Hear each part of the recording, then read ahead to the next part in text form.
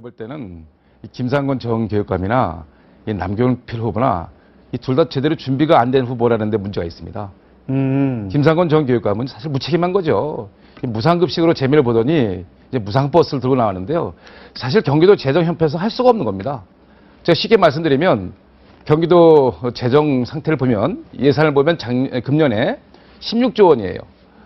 경기도 지사의 전체 일반회계 특별회계 합해서 16조 원인데 경기도 지사가 쓸 수 있는 가용 예산이 4,800억입니다. 5천억이 안 됩니다. 그런데 김상곤 전 교육감께서 지금 무상버스를 하겠다고 하시는데 그거 얼마 듭니까 진짜로? 그게 보면요, 이 버스 노선만 해도 뭐 버스 노선이 이제 시외버스, 뭐 시내버스, 마을버스 있을 거 아닙니까? 이 버스 노선만 사는데도 4조 원이 듭니다. 사실은 굉장히 무책임한 발언이죠.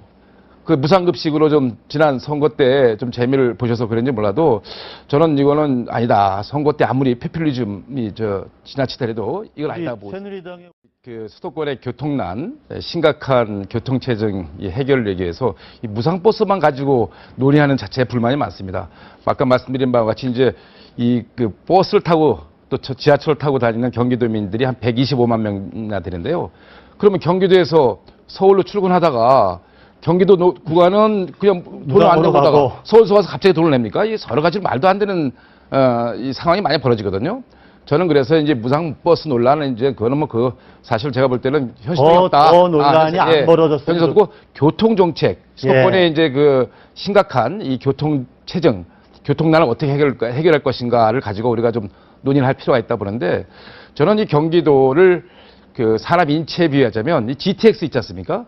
GTX를 좀 노선을 좀 연장시켜서 인체로 따지면 대동맥 같은 역할을 하고 이 광역버스를 이제 실핏줄 같은 역할을 해서 GTX와 이 광역버스가 잘 어우러져서 경기도민들이 곳곳에서 혜택을 볼 수 있도록 대중교통에도 혜택을 볼 수 있도록 하고요. 특히 이제 지금 경부고속도로가 굉장히 막히고 있습니다.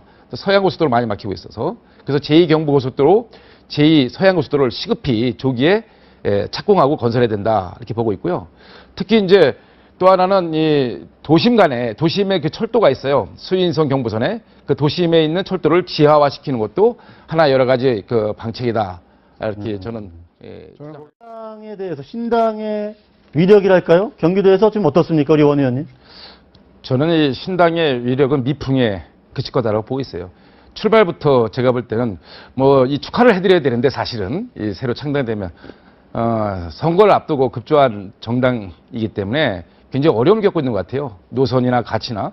저는 안철수 의원이 경기도에서 조금 지지율이 다른 지역보다 좀 높지 않았습니까? 뭐 다른 지역보다 높았는데 최근에는 이제 안철수 새정치에 대한 국민들의 기대가 있었던 건 사실 아니었습니까? 근데 최근에 너무 실망하는 것 같아요. 우리 경기도민들도 그렇고. 그래서 많이 빠져나가고 있는 것이 그 현실이고요. 저는 이제 이 안철수 의원의 새정치 또 새정치민주연합이 이번에 정말 우리가 핵 문제 관련된 원자력 그 방호법이라든가 이런 거 관련돼서 어떻게 나오느냐, 또 북한의 인권 문제에 대해서 어떻게 나오냐. 지금 신당이 안보는 이제 보수적으로 하고 경제는 진보적으로 한다고 하지 않았습니까? 저는 근데 이런 이념적인 이런 논쟁을 떠나서 정말 민생과 안보에 대해서는 이런 탈이념으로 했으면 좋겠습니다. 우선적으로 새정치가 국민들이 원하는 그 민생과 안보 분야에 대해서는 여야 할 거 없이 국익을 먼저 생각하고 또 국민을 먼저 생각해서 법안 같은 것도 빨리 신속히 좀 처리해주고 또 국가의 국격이라는 게 있지 않습니까? 지금 대통령께서 해관부 정상회의 하는데 이런 거 저거 따지지 말고 우선 이 대한민국이라는 이름 하나 가지고 국민들이 쳐다보시고 있지 않습니까? 빨리 국회 열어서 정말 새정치를 하신다면 그래서 정당을 창당했다면 국회에 빨리 적극 동참해서 법안을 처리해 주는 것이 국민들이 보시기에 좋아 보일 거다. 그것이 이제 새정치가 아닌가 저는 이렇게 생각합니다. 어떻습니까? 기초단체장 공천을 하는 게 그래도 유리한 거 아닙니까? 새누리당 입장에서는? 저희는 이제 그 정당 정치에 대해서 이제 책임감을 갖고 하자 기본적으로 보고 있고 이 풀뿌리가 좀 건강하게 자라는 것이 중요하다라고 저희들은 판단하고 지금 하고 있습니다. 중요한 것은 이 공천권이 핵심입니다. 과거의 공천권을 가지고 이 국회의원과 당협위원장이 여러 가지 국민들이 보시기에 비판받을 짓을 많이 했지 않습니까? 솔직히. 그래서 이제 이 공천권을 상향식으로 국민과 당원들에게 돌려주자. 저희 새누리당이 직접 하고 있습니다. 예를 들어서 이번에 우리 경기도지사 예비 경선도 제가 뭐 주장을 했습니다만 경기도가 1250만이나 되고 인구가 1250만 되고요. 면적이 서울의 17배입니다. 그래서 경기도를 동서남북 이 네 군데로 나눠서 이 순회 경선을 하자. 도민과 당원들한테 우리가 찾아가는 겁니다. 두 번 나눠서 하기로 했죠, 이번에. 예, 아니, 네 군데로 나눠서 이제 그 후보의 정견 발표를 하고, 그 다음에 이제 그 도민과 함께하는 뭐 정책 콘서트를 라는 형식을 빌어서 도민들의 애로사항도 듣고 또 지역 현안에 대해서 공동 대응하는 이런 축제 한마당으로 만들자고 제가 제안을 했습니다. 그래서 이제 4개 권역으로 나눠서 순회별 저희들이 정견 발표할 거고요. 투표는 투샷으로 합니다. 하루 전날 네. 전부 투표를 하고 이제 마지막 날 전투를 원희철 의원님이 마음이 너무 좋으셨던데 근데 원래- 지난번에 잠깐 이제 예. 박심 문제 가지고 예. 좀 논란이 좀 네. 됐었습니다. 네. 그건 어떻게 평가하세요? 지금 뭐 박심은 뭐 무심이죠. 지금 제가 무심. 박심 무심이고 저는 이제 도심을 따라다니고 있습니다. 경기도 민심을 찾아서 다니고 있고요. 결국은 그 경기도를 위해서 뜨겁게 일할 후보, 또 경기도에 확실한 비전을 갖고 있는 준비된 후보에게 우리 경기도민들이 손을 들어줄 것 같다 이렇게 생각하고 있습니다. 사실 정당에서는 최고의 경쟁력 있는 후보를 내세워야 되겠죠. 정당이 그런 고민을 하는 것에 대해서 이해합니다. 다만 이 세련되지 못했어요, 방법이.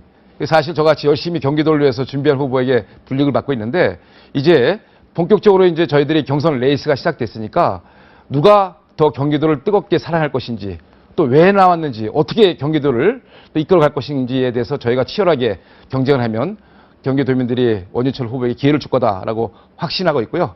또 우리 경기도를 통해서 이 통일 시대를 열어가고 이 창조 경제의 꽃을 피우기 위해서라도 준비된 후보 8년 동안이나 경기도민과 함께 알겠습니다. 호흡했던 원희철 후보에게 기회를 줄 거다. 알겠습니다. 김지우도